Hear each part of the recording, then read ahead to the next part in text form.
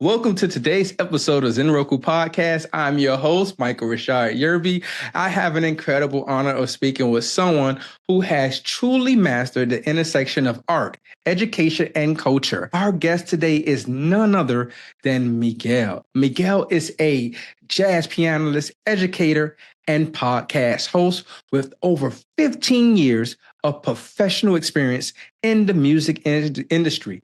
His work spans multiple platforms, including his shows Playback, which explores the intersection between nerdom, culture, and Blackness, and a grant-funded series that highlights the joy and uniqueness of art and culture.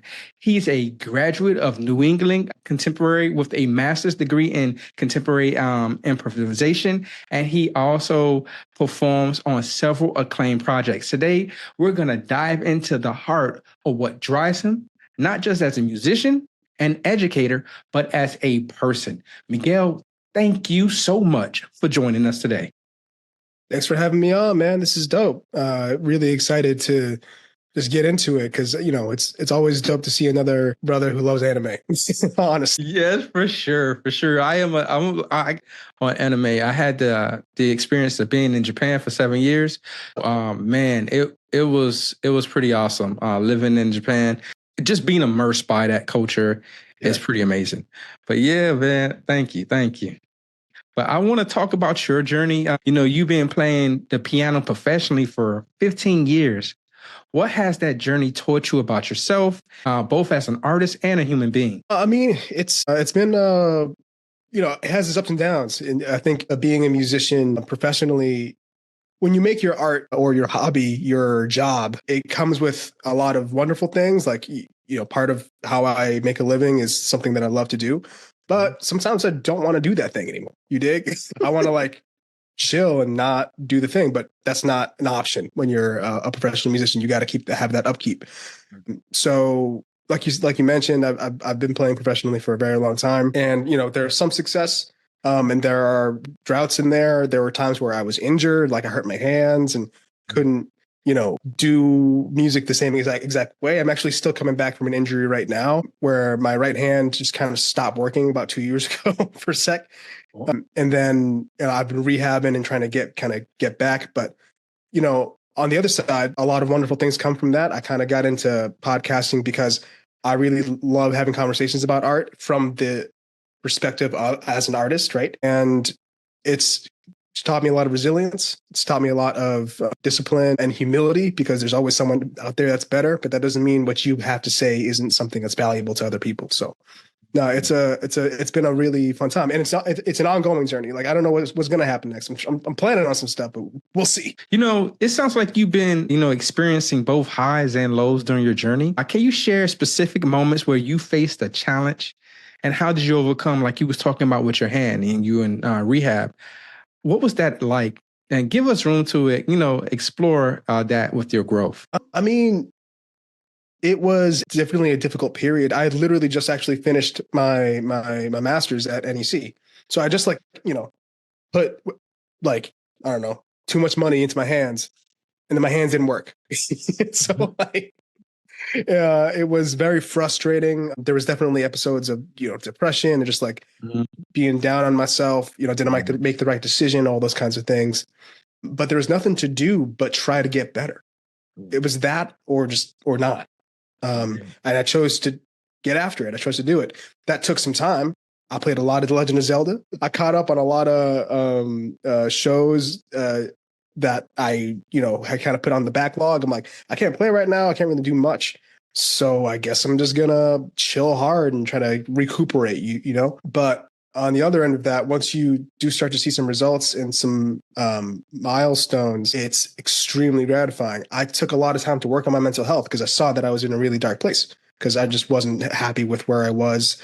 And I didn't see exactly a path forward. So I started on my mental health. I was really trying to dig into what was going on. Why was I feeling, not great outside of, my hand not working? And it turns out I actually have ADHD. And I didn't know that until literally 6 months ago. I've always been a very high achieving student. Well, not always. I was a high achieving student in college. The ADHD was probably keeping me back in high school for sure. Yeah. But I was a high achieving student. I was worked really well, excelled at every job I've been in, et cetera, et cetera. But something was constantly kind of just making things harder, and I didn't understand why things were just a little bit more difficult for me than my peers. But turns out ADHD. So, I'm working with a psychiatrist, a therapist, and like trying to figure out the way to get around it. Even just knowing that there was something that I didn't have a handle on helped me kind of focus and figure some stuff out. So it's a journey, and I'm on it right now, but we're here. We're trying. Yeah, man. And it seems like, man, like on this journey, you have like experienced so much, especially when it comes to mental health and how you're so free to talk about that. And one, I just want to give you flowers right now. I salute you for speaking about that, because a lot of times, especially in my profession, I see a lot of young men and young ladies, especially in, the military kind of maintenance world, where we're always gung-ho about getting the mission done, fixing aircraft, got to get it in the air, and you really don't take that time for yourself. So, man, I commend you for taking that time for yourself. One, recognizing it. Two, and actually doing something about it. That takes so much courage, and I commend you for it, man. For real. Appreciate you, bro. Like, because it's tough. It's not easy, but once you start getting those flowers, those salutes from people around you, and you start to recognize what's going on, it's so much better. Things are brighter. You're like, oh, I see what's going on, and you can make moves. Yeah, for sure. But hey, I want to ask you. You said you mentioned you like Yu Yu Hakusho, right? And you said that has been a big influence on your life. Particularly, you quoted Giraki, and you commented like the whole heart. How does anime or art in general inspire your personal and professional growth? I mean, I love anime. I've loved anime since I was a 5-year-old kid, just checking out Toonami and everything on Cartoon Network, as most of us did, right? Yeah, shout out to Toonami. On the other end of that, bro, I used to spend summers in Dominican Republic, where my family's from, right? And they actually had like Dragon Ball, but in Spanish, going on the entire summer, like every Monday through Friday at like 2:30 or something like that. Dragon Ball Z, like really just like making it work. I think the beautiful thing about anime is it has a lot of characters that show perseverance. They get knocked down, they get back up. And I think the biggest thing is they say the quiet part out loud. That quote I sent you about from Genkai, she's talking to the main character Yusuke, and basically saying like, if you're going to succeed, you have to look beyond yourself. You have to jump over this fear. You have to not limit yourself.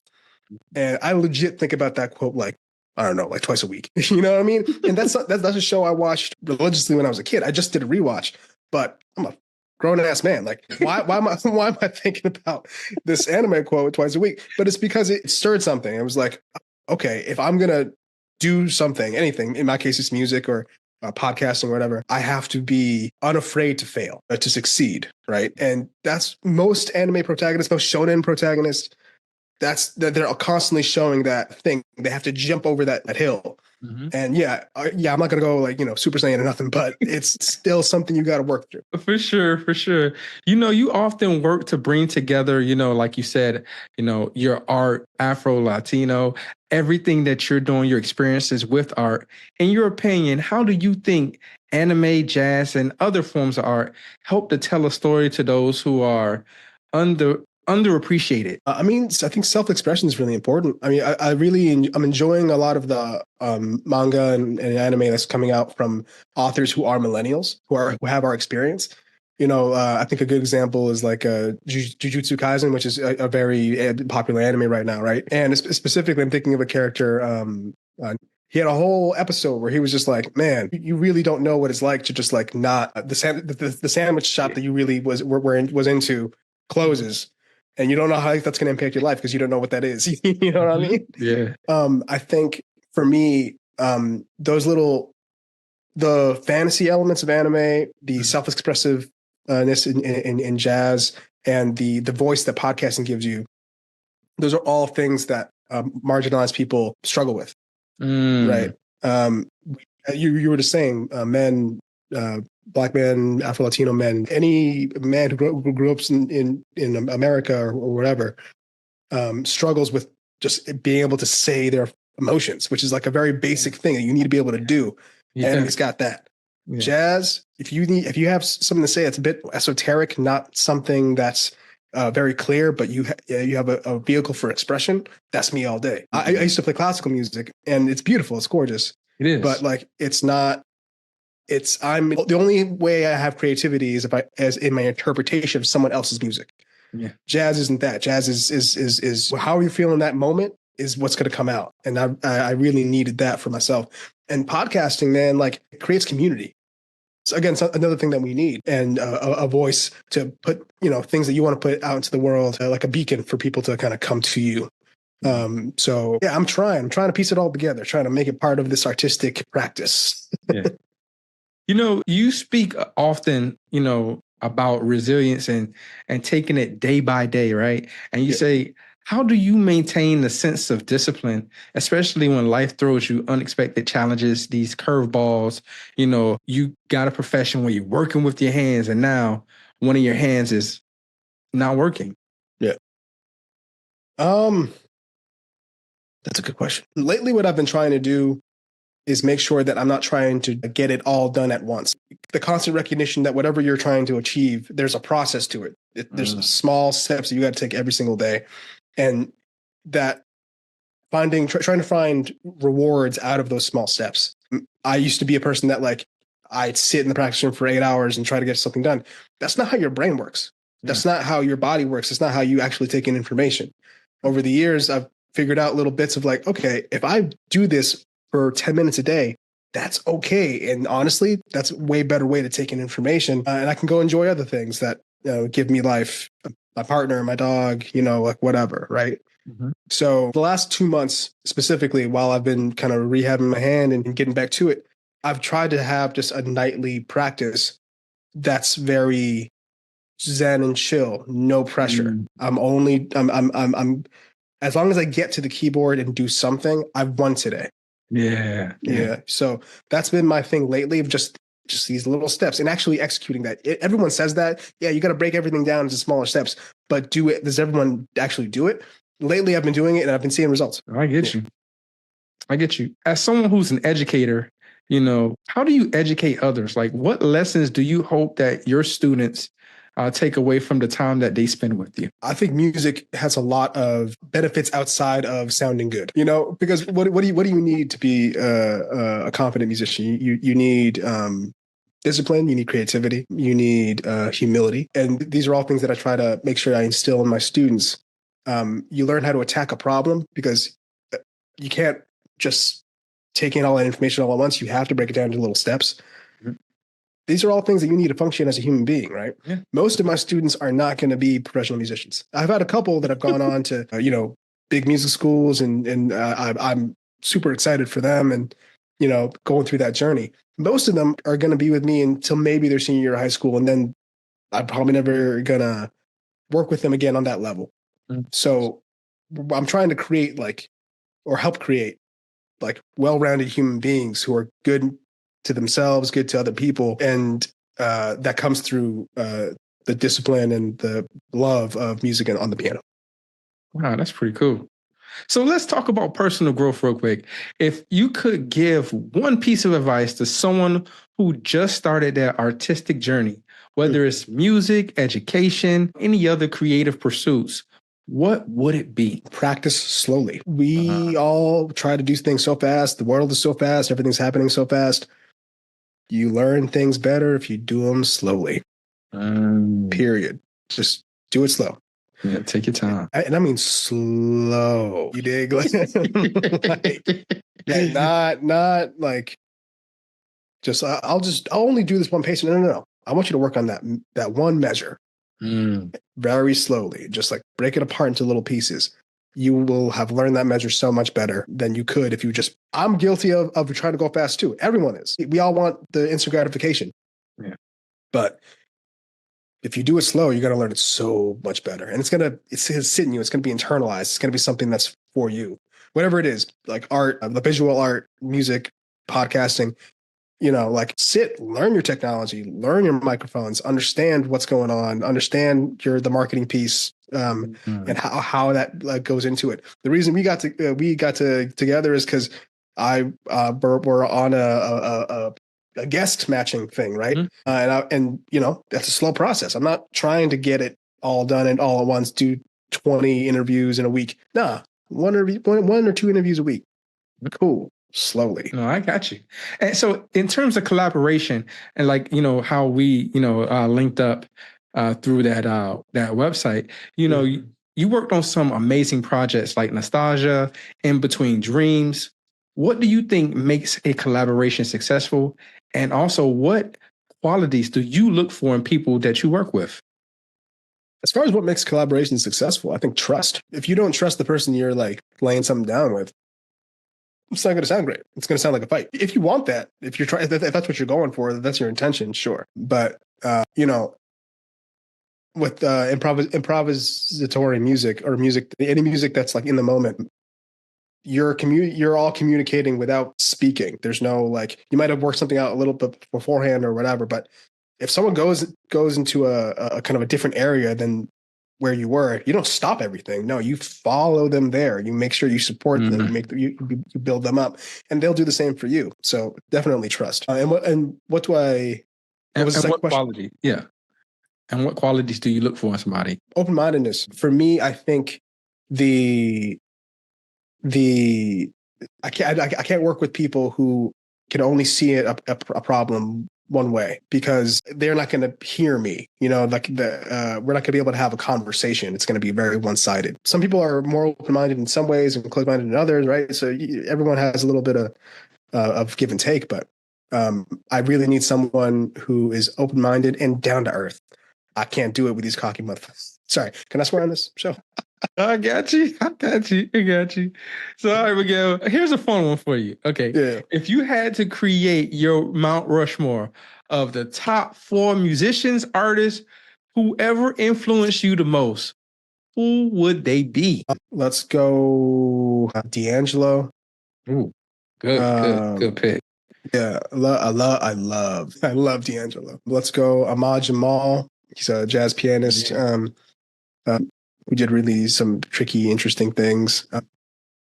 Let's go Chick Corea. Another the first 3 Kanye albums. I don't mess with Red Hat Kanye at the moment. Yeah. Unfortunately, I hope he gets help and stops saying horrible things. But I do love those first 3 Kanye albums. Yeah. So no Coltrane, no Sade. I love Coltrane. I love I love those artists. But as far as influences on me and what I try to sound like, not so much. It's stuff that I have in my bag and I learn. Everyone wants to sound like Coltrane, so why would I want to? I don't want to sound like everybody. Yeah, I really like Bill Lawrence. He's a pianist that plays a lot with the Snarky Puppy, which is a very popular group. But I like his solo trio stuff, which is really cool. One of my mentors, Rand Blake. He was one of my teachers at NEC. He mixes a lot of jazz and film noir together. And the way he thinks about ear training and just conceptualizing music was a huge influence. Wow. So I think I'll hold it off there for now. I'm missing somebody. One of my mentors, Dan Lutz and Deb Huber. They taught me a lot about how to organize things and leadership and things like that. Okay. Well, before we wrap things up, is there anything you would like to promote, talk about? The floor is yours. Have at it. For sure. If you like anything you heard here, make sure you check out Play Black. It's on anywhere you listen to podcasts, as well as YouTube. It's me and my good friend and wonderful collaborator, Jay. We're artists of color, and we talk about nerds, nerdy crap, anime, MCU, comic books, TV shows, everything. We just love to get into it and the deeper meaning of those things and how it affects our lives, because it's a beautiful thing. Getting to talk about this stuff on a deeper level, again, man to man, and talking about those emotional bits is important. It's important for people to see that. And then on that same feed, I have the BIPOC Artist Hour, which is a show where I interview artists of color about their unique journey through the arts, but also what brings them joy, because we're always talking about the struggle, but we never talk about the joy. So got to make sure to put that out there. And check out my website, MiguelLandestoy.com. You'll see like some recordings I've done, as well as the links to all the podcast stuff as well. And you have some beautiful and amazing work. I visited his website, guys. It is amazing. I like his website. I like his design. I appreciate like his that, work. bro. Thank you. No problem. Well, Miguel, it has been an absolute pleasure to have you here today on this show. Your insights and intersections of art, culture, and personal growth has been very wonderfully inspiring. And I know our listeners take away a lot from this conversation. Thank you for your time, and be sure to keep an eye out for this young man here. So, all right, take care, fam. Appreciate you, bro. Peace.